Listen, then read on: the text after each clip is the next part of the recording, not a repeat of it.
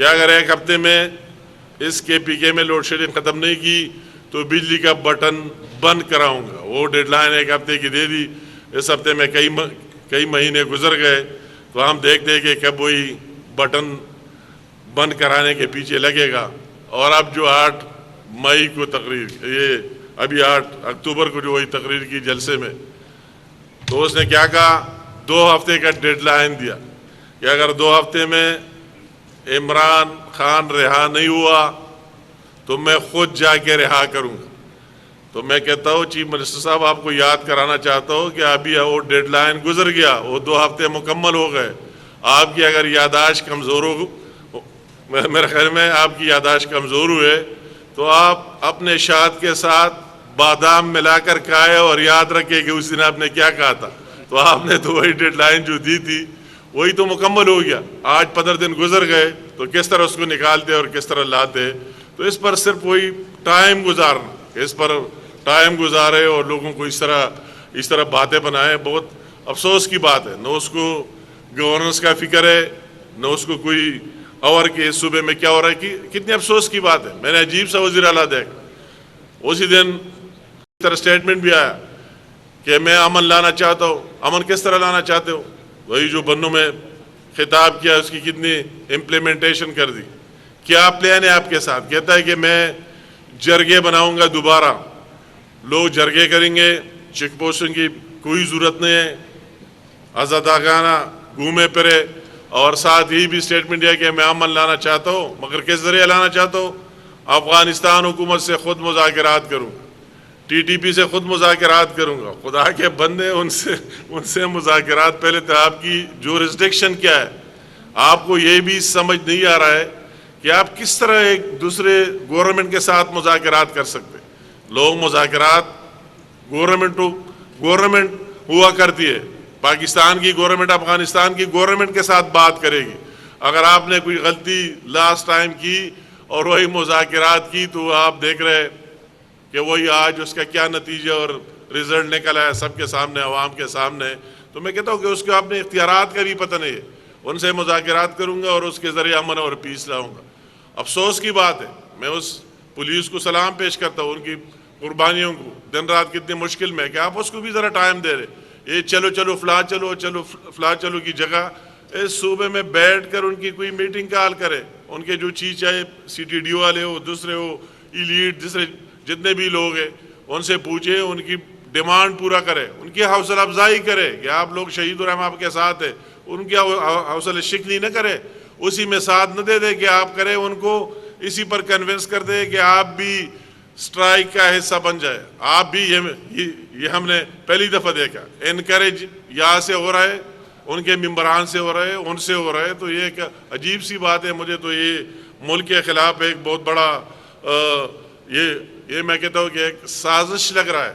اور اس کی وہی جو کچھ ہے اس کی چھپانے کی کوشش کہ ہمیں اور ملک کے ساتھ کوئی کام ہی نہیں. پاکستان رہے نہ رہے، ہمارا کام جاری رہے. اس صوبے کی غریب صوبے کو لوٹنا جاری رہے. تو اسی پر لگے ہوئے ہیں اور آگے اس کو یہ نہ فکر ہے اور نہ بات ہے کہ میں اسی پر کیا بات کرنی ہے. اس صوبے میں کیا آپ کے ساتھ الٹرنیٹ کوئی پروگرام ہے، کیا امن لانا ہے، کیا پیس لانا ہے. صرف یہ بڑے بڑے باتوں کے اور اس کی. تو اس کو وہی لاہور سے بھی پتہ لگ گیا جو دعوے کیے اور اتنی بڑی بات کی ہے. تو میں تو کہتا ہوں کبھی کہتے بارات لے کے جا رہے، ڈول باجے لے کے جا رہے، تو وہی ان کے وہی جنازے کے لیے گیا اور وہ بھی بعد میں پہنچ گیا اور ان کا تابوت لے کر لے آئے کہ PTI کی کس طرح KP کے عوام نے ریجیکٹ کیا، مسترد کیا. آپ سارے لوگ ہیں. یہ جو نواز شریف صاحب آ رہا تھا، ہم بھی یہاں سے نکلے تھے. وہ سارے انٹرچینجز کی ویڈیو سب کچھ موجود تھے. اور اس کے ساتھ کتنے گئے. یہاں بھی اس طرح ہو گیا. اور میں داد دیتا ہوں پنجاب کی عوام کو کہ انہوں نے بھی ریجیکٹ کر دیا. سارے راستے بھی کھلے تھے، کوئی رکاوٹ بھی نہیں تھا.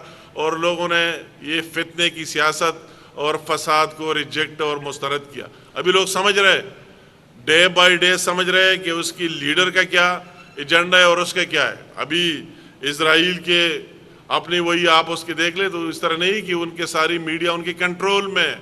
وہی جو بھی بیان بڑے بڑے اخبارات، اسرائیل ٹائمز ہو گیا، یروشلم پوسٹ ہو گیا، جو بھی دیتا ہے اس طرح پالیسی بیان اور یہ وہ اپنی مرضی سے نہیں دیتا کہ ہر صحافی کی اپنی مرضی لکھ لیا، وہ وہی سے آپ دیکھ رہے انہوں نے کبھی غزہ اور فلسطین کی بات کی ہے، جو وہی مظالم ہو رہا ہے، جرت نہیں کر سکتے کہ اس پر دو الفاظ لکھے. تو جو انہوں نے عمران خان کے بارے اسٹیٹمنٹس لکھے، جو بیانات دیے ان کی سپورٹ کا، مجھے کل کوئی پوچھ رہا تھا تو میں نے کہا کہ یار یہ کوئی نئی بات ہے، یہ تو ہم ڈے ون سے کہہ رہے ہیں کہ اس کی بیوی کون ہے، اس کے بچے کون ہیں. اس بیوی کے بچے ہیں نا، اور وہ بچے ہیں کدھر؟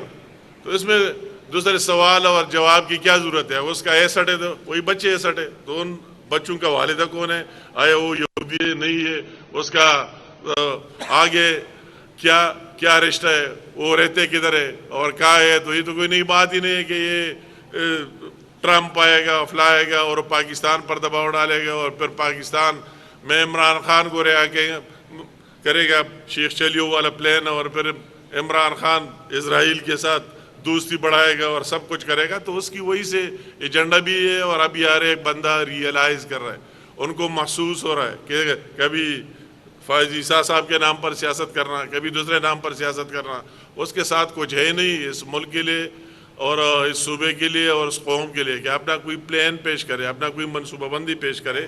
تو میں خاص کر بینگ فرام دس پراونس ہم سارے ایک ہی پاکستان ہے، اگر یہاں بدامنی اس حد تک پہنچ جائے تو میں یہ سمجھتا ہوں کہ پورے ملک میں پھیلے گی. یہ صرف یہاں KPK تک رکوانا پھر نہیں ہے. اگر یہاں یہ حالات ہو رہے ڈے بائی ڈے تو یہ ہے کہ پاکستان ہے آخر ہر ایک کونے تک جائے گی. تو اس کے لیے سوچنا ہوگا سارے لوگوں کو اس چیز کو کہ یہ کس طرف لے کے جا رہا ہے، کس طرف اس ملک کو لے کے جا رہا ہے، کس طرف اس صوبے کو لے کے جا رہا ہے.